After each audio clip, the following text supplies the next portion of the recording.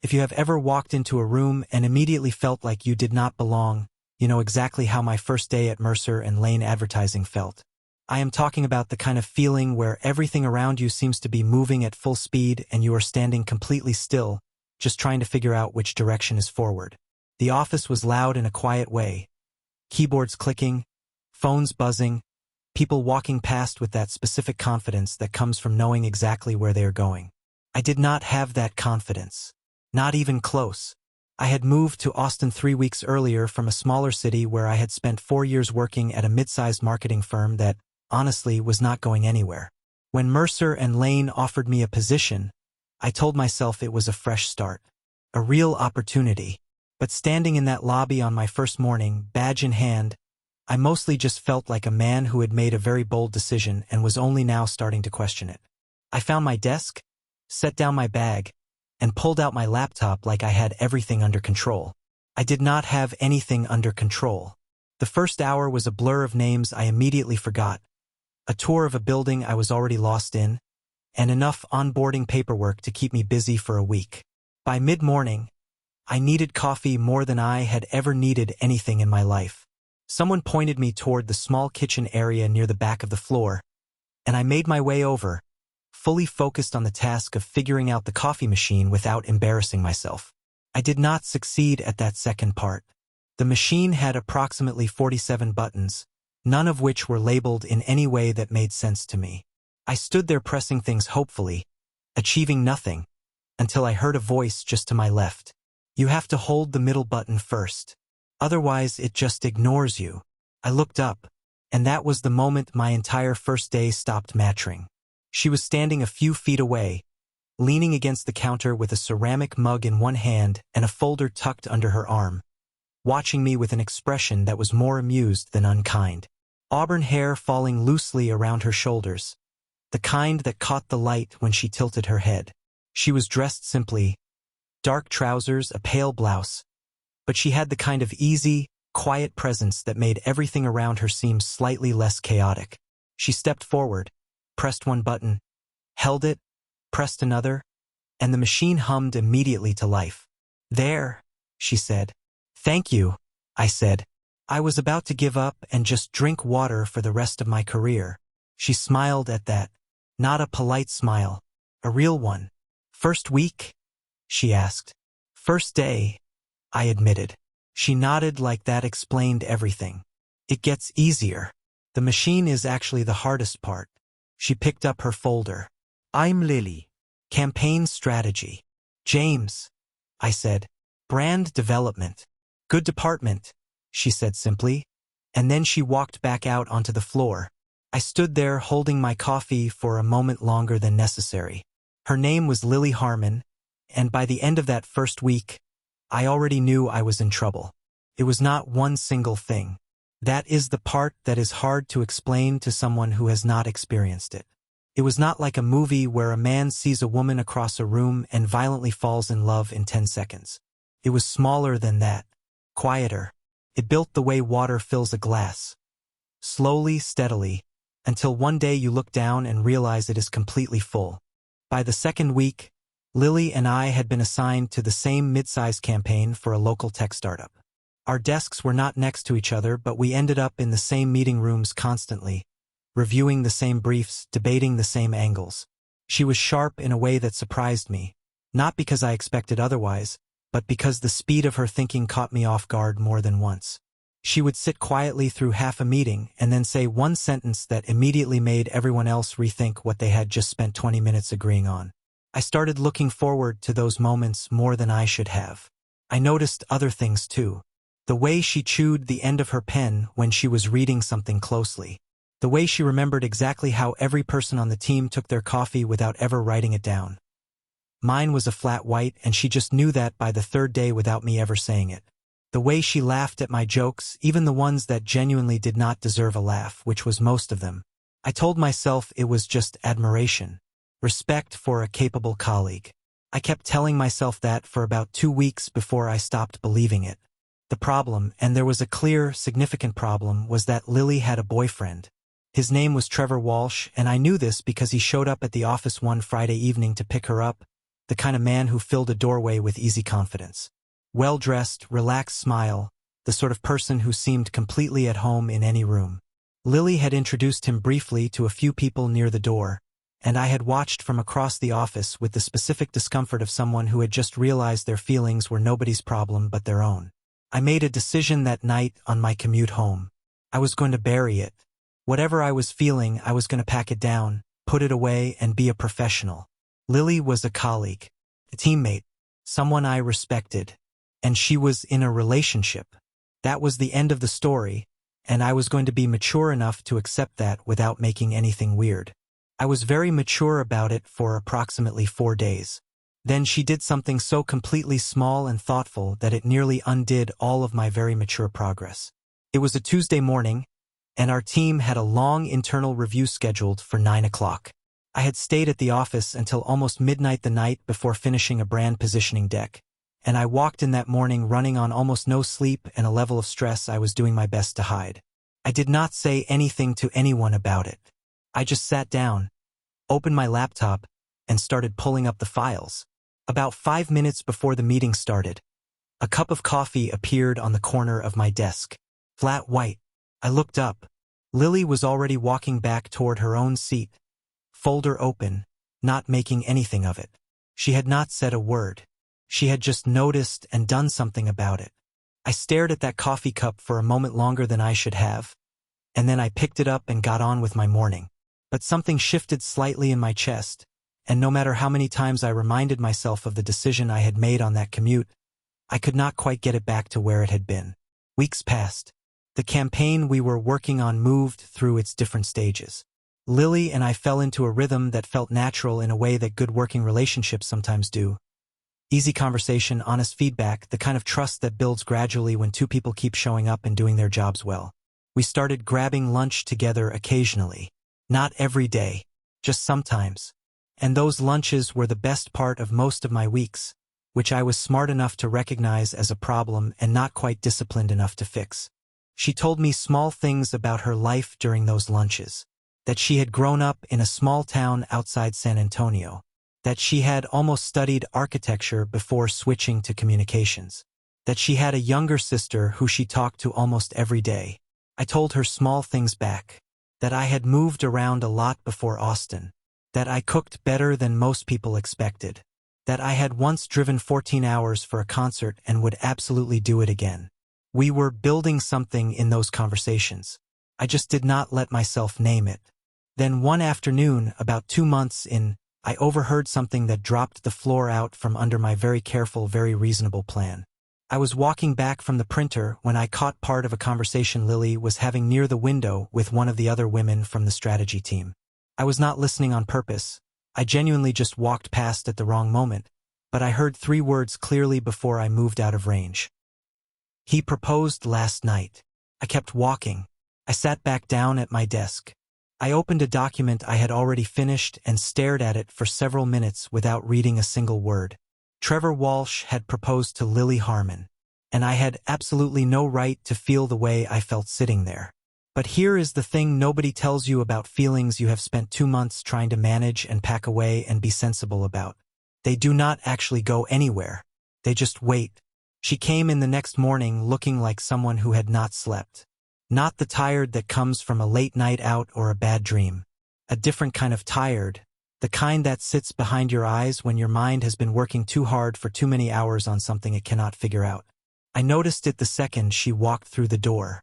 I noticed because, at that point, I had spent 2 months noticing everything about Lily Harmon against my better judgment, and this was not her usual morning. I did not say anything. That was a choice, a deliberate one, because I was aware, painfully aware, that I was not the right person to ask her what was wrong. Not that morning. Not given what I had overheard the afternoon before. If Trevor Walsh had proposed to her, then whatever she was carrying when she walked into that office had nothing to do with me, and the kindest thing I could do was give her space to carry it without making it about my feelings. So I focused on my work. I was reasonably successful at this for about 3 hours. Then she sat down in the chair across from my desk. Not her desk, my desk, and set a coffee in front of me before I had even asked for one. I looked up. She had one for herself too. both hands wrapped around the cup like she needed something to hold on to. "Can I just sit here for a bit?" she asked. "Of course," I said. She did not explain. I did not ask. She sat across from me for almost 20 minutes, sometimes looking at her phone, sometimes just looking at nothing in particular, and I kept working quietly because that was what she seemed to need. Eventually she thanked me with just a look and went back to her own desk. Something was clearly not right. Over the next few days, Lily was quieter than usual. Not cold, she was never cold, just more interior. Like she was having a long conversation with herself and had not finished it yet. Our team lunches continued. Our meetings continued. The work kept moving. But whenever there was a pause in the noise of the day, I could see her somewhere in it, thinking hard about something she was not talking about. I kept my distance. I kept showing up. That was all I knew how to do. Then came the Thursday that I did not see coming. It was late. Nearly everyone on the floor had already packed up and left. I was finishing up a deck revision that could not wait until morning, and I had assumed I was the last person there until I heard movement in the small kitchen area and looked up to see Lily pouring herself a glass of water. I almost left it alone. I almost just waved and went back to my screen. Instead I stood up, walked over, and asked if she was all right. She turned to face me, and for the first time since I had known her, she looked completely uncertain. Not sad exactly, not upset, just uncertain, like someone standing at a crossroads with no map and no clear sense of which road leads home. "I don't know," she said honestly. "I genuinely don't know." I leaned against the counter and waited. She told me she had said yes to Trevor's proposal, but said it the way people sometimes say yes to things they are not actually sure about, quickly in the moment because the question was big and the silence felt unbearable and yes felt easier than the alternative. But then the night passed and the morning came and she lay there staring at the ceiling wondering if she had answered honestly or just answered fast. "He's a good person," she said. "I want to be clear about that. He is genuinely a good person." "But," I said carefully. She looked at her water glass. "But I don't know if I said yes because I wanted to or because I was afraid of what would happen if I didn't." I did not say anything right away. I thought about what she needed to hear versus what I wanted to say, and I made sure the first one won. "Those are two very different reasons," I said, "and you deserve to know which one it actually was." She looked at me then with an expression I could not fully read. "Yeah," she said quietly, "I think I do." We stood there for another minute talking about nothing in particular, the project deadline, the coffee machine, something funny that had happened in a client call that week, and then she gathered her things and left. I walked back to my desk and sat there for a long time before I managed to get back to the deck. 2 weeks went by. Lily came in one morning, set her bag down at her desk, and started her computer up in silence. I was watching without watching, the way you do when someone matters to you and you are trying not to be obvious about it. About an hour into the morning, she walked over to my desk and stood there for a moment. "I ended it," she said simply. I looked up. "With Trevor," she added, though I had already understood. "Are you okay?" I asked. She thought about it genuinely, which I appreciated. "I think I will be," she said. "It was the right thing. I just needed a little time to be brave enough to do it." I nodded. She went back to her desk. And I sat with that for the rest of the morning, the relief I had no right to feel, the concern that was completely genuine, and the very firm reminder I gave myself that this was not my moment. She had just made an enormous, painful decision and was figuring out how to stand in it. The last thing she needed was me complicating the landscape. So I kept my head down. Except that afternoon, her landlord called her with a leak problem at her apartment, and she could not get anyone to help sort it on short notice. So I drove over after work and spent 2 hours helping her move furniture away from the water damage and wait for the emergency plumber. We ordered takeout and sat on her kitchen floor eating noodles while the plumber worked, and she laughed so genuinely at something I said that I had to look away for a moment because it was almost too much. That was not a date. That was a friend helping a friend. But it was also the night I accepted, clearly and completely, that I was no longer just a man who admired a capable colleague. I was in serious trouble. And the next morning, when I walked into the office and she smiled at me from across the room like I was someone she was genuinely glad to see, I realized something had quietly shifted between us. Neither of us said anything about it, but we both felt it. And somewhere between the takeout noodles and that morning smile, the careful, sensible walls I had been building for months started to develop cracks I could no longer patch. She almost quit her job because of me. I did not find out until much later, and when I did, it stopped me completely, because I had spent that entire stretch of time thinking I was doing everything right, being careful, being respectful, giving her space. And somehow, without meaning to, I had still made things harder for her. After the night at her apartment, I made a very deliberate decision. I was not going to say anything. Not yet. Maybe not ever. Lily had just ended a 3-year relationship. She was still finding her footing. The absolute worst thing I could do was show up with my feelings like some kind of additional problem she had to solve. So I kept things exactly as they were. We had lunch together. We worked on campaigns together. We talked the way we always had, easy, honest, comfortable. And I kept everything I was actually feeling filed somewhere quiet and told myself that was the responsible choice. What I did not realize was that my silence was being read the wrong way. About 3 weeks after the night at her apartment, I noticed Lily starting to pull back slightly. Small things at first. She stopped coming by my desk in the mornings. Our lunches became less frequent. She was perfectly warm when we were in meetings together, but the easy in-between moments, the ones I had come to rely on more than I had admitted to myself, started to disappear one by one. I could not figure out what I had done. I went back through every recent interaction trying to find the moment I had said the wrong thing or misread a situation. I came up empty. She was not cold toward me.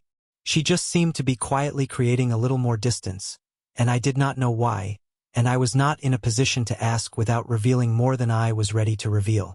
Then our company announced a new inter-team project. A big one. A rebranding campaign for a long-term client that needed both the brand development team and the campaign strategy team working in close coordination. Lily and I were assigned as the 2 lead points of contact. For 3 weeks, we were in the same room for most of the working day. Whatever distance she had been trying to create became very difficult to maintain. It came back gradually, the easy conversation, the honest feedback, the small, comfortable moments between tasks. But something was also different now. There was a tension underneath everything that had not been there before. Not an uncomfortable tension. A different kind. The kind that builds when 2 people are both aware of something that neither of them has said out loud. One afternoon, we stayed late to prepare a presentation for the following morning. The floor had emptied. It was just the 2 of us at the long table in the main meeting room, laptops open, half-eaten sandwiches pushed to one side. We had been working solidly for 2 hours and had reached a natural pause. Lily leaned back in her chair and looked at the ceiling for a moment. "Can I ask you something?" she said. "Sure," I said. She lowered her gaze and looked at me directly. "Have I done something that made you uncomfortable? At some point over the last few months?" I blinked. "No." "Why?" "Because you have been very careful around me," she said. "And I cannot tell if you are giving me space because you think I need it or because you want it." The room was very quiet. I had 2 options in that moment. I could give her the safe answer, tell her everything was fine, deflect, go back to the presentation. Or I could be honest and accept whatever came from it. "I have been giving you space because I thought you needed it," I said carefully. "Not because I wanted it." She held my gaze. "Okay," she said slowly. "So what do you want?" And there it was. The question I had been navigating around for months.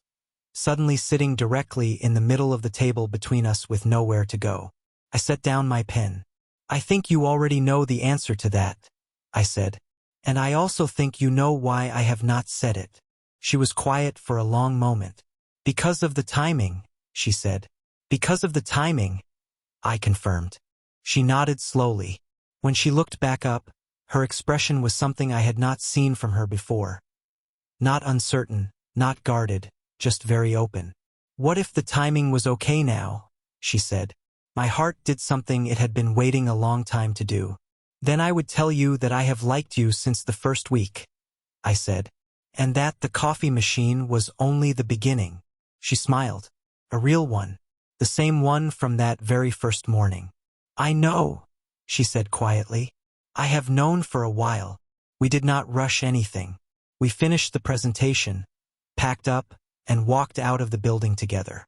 We stood on the pavement outside for a few extra minutes in the cool night air, talking about nothing in particular, both of us smiling slightly more than the conversation required. She texted me when she got home. It just said, "For what it's worth, I'm glad you didn't say anything before. The timing actually does matter." I read it 3 times. Then I set my phone face down and sat with that feeling for a long time. But here is the part one did not know yet. The next morning, a senior colleague named Greg, someone who had been at Mercer Laine for 11 years and had opinions about most things, had apparently noticed the shift between Lily and me. He did not say anything to either of us directly. Instead, he went to our department head and raised what he called a concern about professional dynamics on the rebranding project. We were called into separate meetings before lunch. I sat across from our department head, a calm and fair woman named Director Paulson, and answered her questions honestly. I told her that nothing had affected the quality of our work, that we had been professional throughout, and that whatever was developing between Lily and me was still very new and we were both fully committed to keeping it that way at work. Lily, I later found out, said almost exactly the same thing in her meeting. Director Paulson told us she appreciated our honesty, that she was not going to make any changes to the project team, but that she would be watching the work closely and expected the standard to stay exactly where it was. We both said it would, and we meant it. What Greg had intended as a disruption ended up doing the opposite. Clarified something for both of us. We were not willing to let outside noise make decisions about something we had not even fully started yet. That shared refusal to be pushed off course was the first moment Lily and I felt like a team in a way that had nothing to do with a campaign brief. That Friday evening, we had our first proper dinner together. Not a work lunch. Not takeout on a kitchen floor. An actual dinner at a small Italian place she had mentioned once in passing weeks earlier. We talked for almost 3 hours, about the things that had shaped us before we ever met, about what we were both hoping for. Walking back to our cars afterward, she slipped her hand into mine on the pavement. She did not make anything of it. Neither did I, but I held on. 3 months into what Lily and I were building, her mother called me. Not Lily, her mother. I stared at the name on my screen, Carol Harmon, and could not imagine a single version of that conversation going smoothly. I answered anyway. She was polite, measured, the kind of polite that takes effort. She told me she had heard about me from Lily, that she was glad Lily seemed happy, and that she wanted to invite me to a small family lunch the following Sunday. She said it in the tone of someone extending a genuine olive branch while also quietly sizing up whether it would be accepted gracefully. I said I would be there. Lily called me 20 minutes later. "My mother called you," she said. It was not a question. "She did," I said. A pause. "I did not ask her to do that." "I know," I said. "I am going anyway." Another pause. Then a small, surprised laugh. "You are?" "Of course," I said. "Unless you do not want me to." No, I do. "I just thought you might need more time." "Lily," I said, "I have had feelings for you since the first week. I think I can handle lunch." She laughed again, properly this time, and something in the way she laughed told me she had been quietly worried about this without saying so, which told me exactly how much it mattered to her. The lunch was held at her parents' home, a comfortable, well-kept house in a quiet neighborhood outside Austin. Her mother Carol met me at the door and shook my hand with both of hers. Her father Robert, a broad-shouldered man who worked in civil engineering, shook my hand once, firmly, and said almost nothing for the first 40 minutes. I did not take it personally. I answered every question Carol asked honestly. I helped clear plates without being asked. I listened far more than I spoke. And when Robert finally directed a question at me directly, something about my work, my career path, what I was actually building for myself, I answered it straight. No performance. No attempt to impress. Just the honest version. He nodded once and went back to his food. It was not warm, but it was not hostile either. It was a man taking the measure of someone, and I understood that completely. On the drive home, Lily sat in the passenger seat and looked out the window for a few minutes before speaking. "My dad doesn't warm up to people easily," she said. "I noticed," I said, But he asked you a real question, she said. He only does that if he thinks someone is worth the effort. Ich glänzt over here. She was smiling at the window. We kept building. Slowly, honestly, without rushing any of it. There were hard moments. A stretch around month 4 where work pressure peaked for both of us at the same time, and we had our first real argument. A tense and clumsy disagreement that neither of us handled perfectly. We worked through it the following morning over coffee, speaking carefully, listening more than we defended ourselves. It was the first time I saw how Lily handled conflict. Directly, without cruelty, without walking away, and I respected her more after it than I had before. That is the thing about building something real. The difficult moments do not weaken it. They show you what it is actually made of. 8 months in, Robert invited me to watch a football game at the house. Just the two of us, because Carol and Lily were at a family event and he had declined to go. I showed up with food, sat in his living room, and we watched 3 hours of football with minimal conversation and complete comfort. When I left, he clapped me on the shoulder at the door. That was everything. At the 1-year mark, Lily and I were walking through the farmer's market near our neighborhood on a Saturday morning. It had become a regular ritual, unhurried, quiet, one of those small weekly habits that slowly fills with meaning. She was examining a row of ceramic bowls at one of the stalls, turning one over in her hands with that focused expression I had first noticed across the office floor more than a year ago. I watched her for a moment, and I knew. I had known for a while, honestly. But standing there in the middle of an ordinary Saturday, with no occasion and no audience, it landed with complete clarity. I was not waiting to see how things developed. I knew how things had developed. I knew who she was. I knew how she argued and how she apologized. I knew how she sounded when something genuinely delighted her and how she went quiet when something hurt. I knew her well enough to know I wanted to keep knowing her for the rest of my life. I did not propose at the farmer's market. That was not the right moment for what I had in mind. I spent the next 3 weeks planning something that reflected her specifically. Not grand, not performed, just true. I booked a table at the small Italian restaurant from our very first dinner together. I called Carol ahead of time, not to ask permission but out of respect, to let her know what I was planning. She got a little emotional on the phone and told me to take care of her daughter. I told her I intended to. On a Friday evening in early spring, Lily and I sat at the same corner table where we had talked for 3 hours on our very first real night out. We ate slowly. We talked the way we always did, easily, honestly, with no agenda. Near the end of the meal, when the table was quiet and the restaurant had softened into that gentle late evening hum, I reached into my jacket pocket. Lily's eyes moved to the table and then back to my face. She already knew. I am not going to make a long speech, I said. You know how I feel. You have known for a long time. She laughed softly. Her eyes were bright. I opened the box. Lily Harmon, I said. You helped me find my footing on the first day. You have been doing it ever since.